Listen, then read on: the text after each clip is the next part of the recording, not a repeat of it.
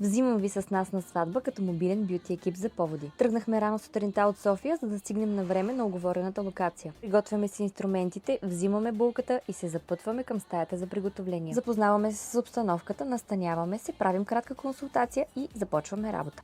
Предимствата на това да наемеш професионален бюти екип специално за теб са много, но ще ви изредя най-важните. Осигуряваш си спокойна сутрин вкъщи или в хотела, лично на твоята локация. Спестяваш си нервите да се състезаваш с времето и най-важното – подготовката е част от емоцията. За този повод се ангажирахме да разкрасим освен булката, така и нейната майка и бъдещата й свекърва. И сега, преди да ви покажа най-забавната част от цялото събитие, ще ви разкажа малко за прическата на булката. За да бъде косата й още по-забележима и издръжлива, на предварителна консултация се оговорихме да използваме 100 грама екстеншън. Благодарение на екстеншъните успяхме да осигурим освен дължина, така и плътност и обем за желаната от нея визия. Работейки в екип коса и грим, успяхме да приключим с трите дами за 3 часа. А когато булката е готова, я освобождаваме за финалната част – нейната приказна сватбена рокля. На сватба винаги оставаме за най-забавната част – вземането на булката. Оставям ви да му се насладите и вие.